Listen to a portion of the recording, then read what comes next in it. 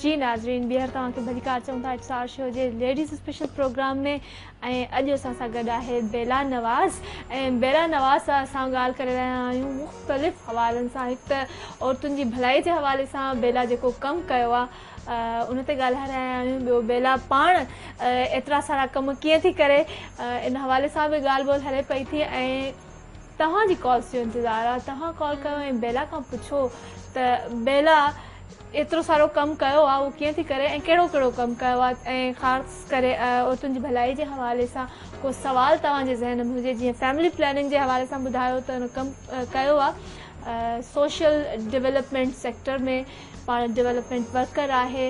उन खां अलावा और छोकिरियुनि जी तालीम जे हवाले सां ऐं उन खां अलावा मीडिया में भी कम करे चुकी है। बेला, आपने इतना सारा काम किया है, मीडिया में आपने किस हैसियत पे काम किया है? मीडिया में मैंने इंटरटेनमेंट साइड पे काम किया है एज असिस्टेंट डायरेक्टर। अच्छा जी, सही। तो काफ़ी अच्छे नामवर डायरेक्टर्स के साथ मैंने काम किया और काफ़ी कुछ सीखने को मिला। अच्छा, आज हमें आपसे सीखने को बहुत सारा मिल रहा है, बहुत सारी बातें, और हमारे व्यूअर्स को भी आई होप बहुत कुछ सीखने को मिल रहा होगा, बल्कि मिल रहा है। मुझे पूरा यकीन है। आप इतनी अच्छी, मतलब दिखने में भी इतनी अच्छी और इतनी यंग लग रही हैं। मुझे यकीन नहीं आता कि आप यूनिवर्सिटी में पढ़ा नहीं, लेकिन कहते हैं ना, है कवाकब कुछ नजर आते हैं कुछ। इधर भी तो जो दिखता है वही दिखता है। आप इतनी, मुझे लगता है आपको एंकर होना चाहिए, या आप एंकर रह चुकी हैं। फिर ऐसा करते हैं कि आप यहाँ आ जाइए, मैं वहाँ चली जाती हूँ। हाँ, ऐसा भी हो सकता है, आप यहाँ आ जाएं और मैं वहाँ पे बैठूं। कभी ऐसा इत्तेफाक हुआ कि आपको कभी मेरा इंटरव्यू लेना हो तो मुझे बुला लीजिएगा, सीट चेंज कर लेंगे। बिल्कुल बुलाएंगे। ठीक है। अच्छा, और आप देखें, मेरे लिए तो आप एक इंस्पिरेशन है कि आप मतलब इतना अच्छा काम कर रही हैं और सोसाइटी में एक रिटर्न दे रही हैं अपना। आपने अपनी फैमिली से लिया, अपने हस्बैंड से लिया, अपने उस्तादों से लिया, अपनी पूरी कम्युनिटी से लिया, और वापस वो कर रही हैं। इस तरह के फर्द, जो कारामद फर्द मुआशरा बनाता है, उससे फिर एक सेहतमंद मुआशरा बनता है। जो हमारा मुआशरा है उसमें मिक्सअप कल्चर्स हैं, एजुकेशन रेट बहुत कम है, बीमारियां बहुत ज़्यादा हैं, बेसिक जो सहूलियात हैं वो बहुत कम है, ग़िज़ा कम है हमारे पास, दवाएं कम हैं, इलाज की सहूलतें बहुत महंगी हैं या बहुत कम हैं। तो इस हवाले से जनरल अवेयरनेस लोगों को पहुंचाने के लिए आप क्या काम कर चुकी हैं? NGOs में आपने इस हवाले से क्या काम किया है कि लोगों को बताया जाए कि ये आपका हक है। आप बीमार हैं तो उसकी आपके हुकूमत वक्त की जिम्मेदारी है कि आपको उसका इलाज मुहैया करे। आपके बच्चे ठीक से खाना नहीं खा रहे तो उनका खाना, पेट भर के खाना, और उनकी तालीम भी, वो जब लोग टैक्स देते हैं तो वो भी हुकूमत पे, आपके रिश्तेदारों पे, आपके दूसरे फैमिली मेम्बर्स पे हक है। थोड़ा इस हवाले से बात कीजिए। देखिए, इसमें लोग एक चीज़ होती है शऊर। हम कहते हैं कि जी लोगों को बहुत शऊर है कि उनके मसाइल क्या हैं, उनके क्या हल हैं, ये सब मतलब लोगों को सब पता है। लेकिन मैं ज़ाती तौर पे ये समझती हूँ कि शऊर सिर्फ जानने का नाम नहीं है। शऊर इस चीज़ का नाम है कि आप जानें प्लस आप एक्शन करें। जो भी आपकी प्रॉब्लम्स हैं आप उनको पहले समझें और फिर आपको स्ट्रेटेजी बनाएं कि आप वो अपनी प्रॉब्लम्स कैसे ख़त्म करेंगे।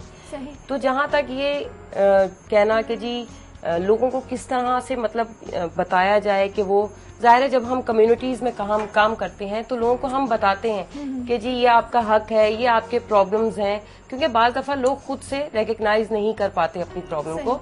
तो एक कम्युनिटी वर्कर का, डेवलपमेंट वर्कर का ये फर्ज बनता है कि वो लोगों को इकट्ठा करे, उन्हें बताए कि क्या प्रॉब्लम्स हैं, उन्हें ऑर्गेनाइज करे, उन्हें मोबिलाइज करे।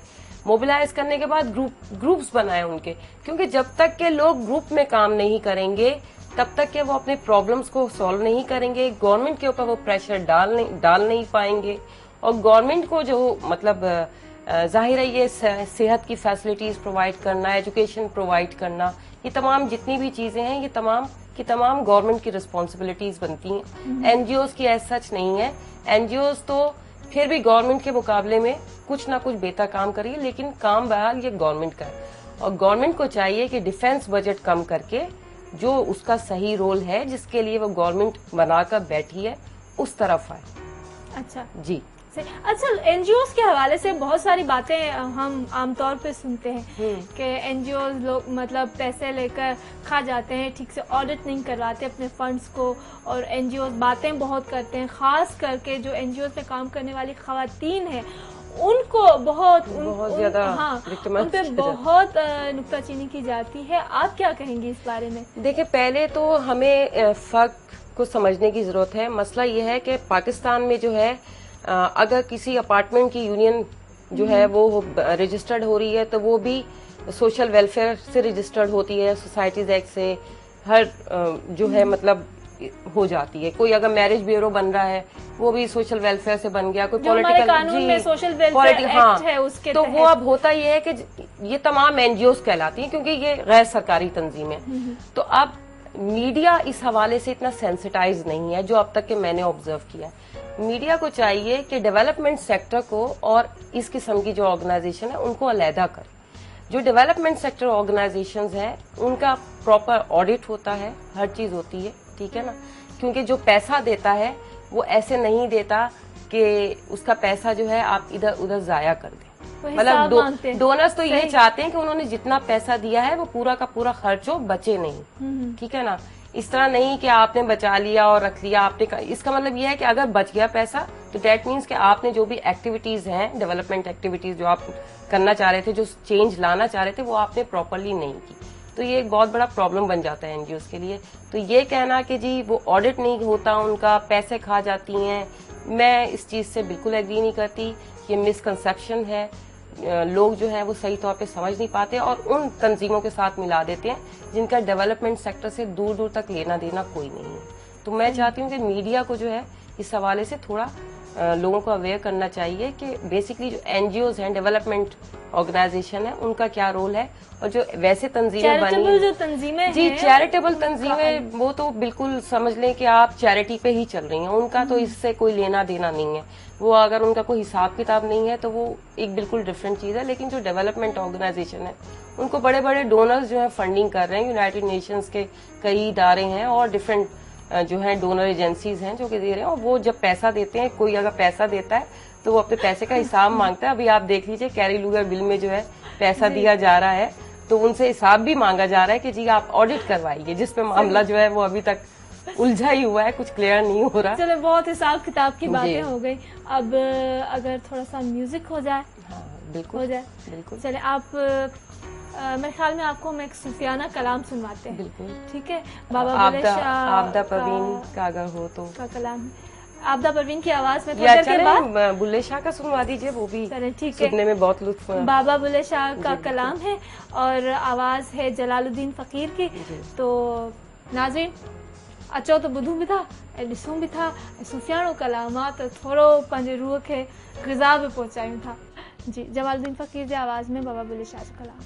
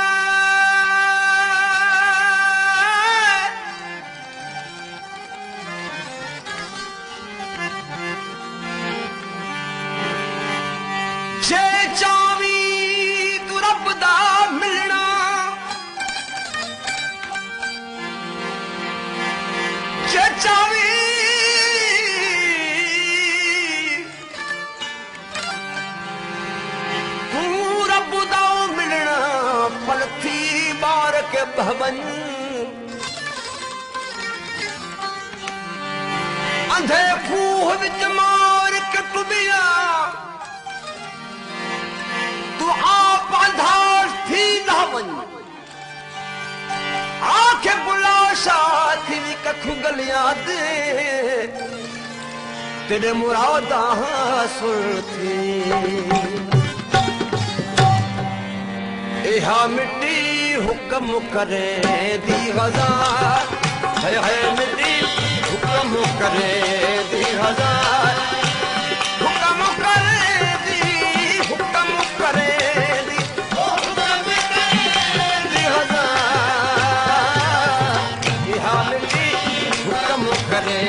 दी हजार है मिट्टी हुक्म करे दी हजार हुक्म करे दी हुक्म करे दी हुक्म करे दी हजार यहाँ मिट्टी हुक्म करे दी हजार है मिट्टी हुक्म करे दी हजार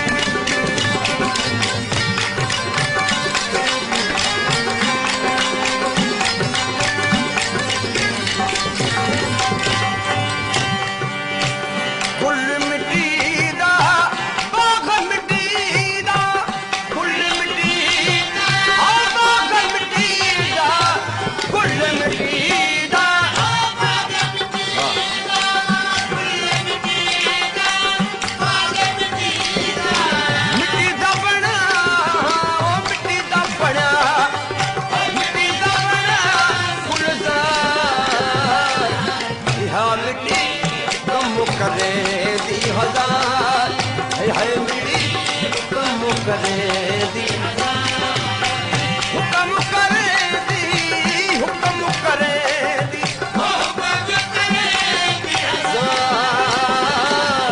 यहाँ मिट्टी हुक्म करे दी हजार है मिट्टी हुक्म करे दी हजार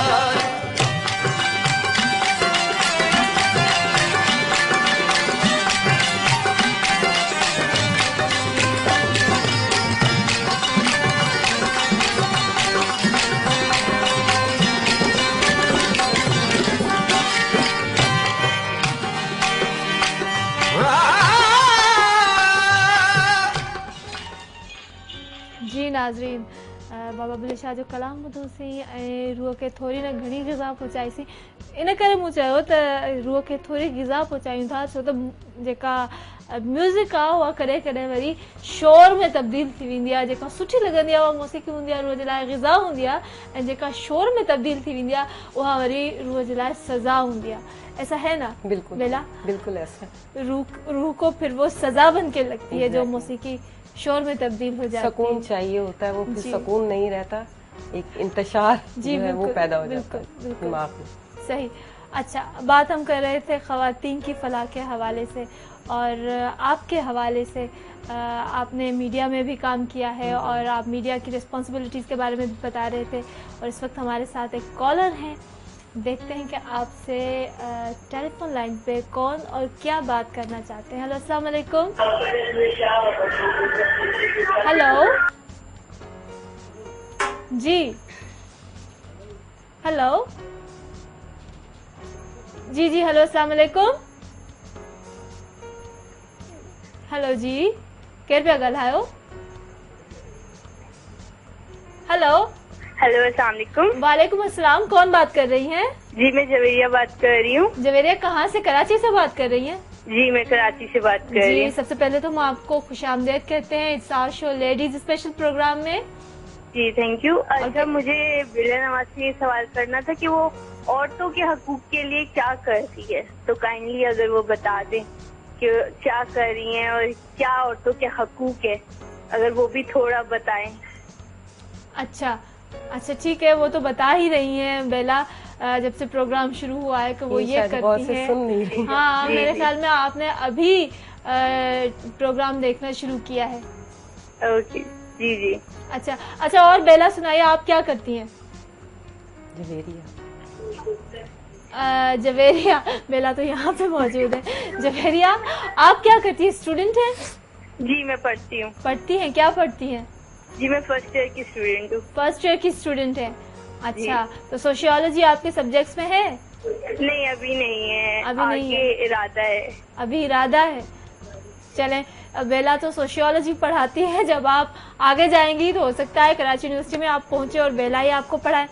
म्यूजिक के हवाले से बताएगा, आप कुछ खास कुछ सुनना चाहें, कोई फरमाइश हो आपकी?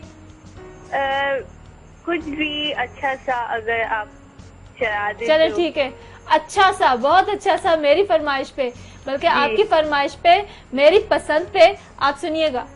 ओके जी, ठीक है, बहुत शुक्रिया, बहुत शुक्रिया। और इसी के साथ हम चलते हैं ब्रेक पे। नाज़रीन हलू था ब्रेक ते जल्द ही वापस हाजिर।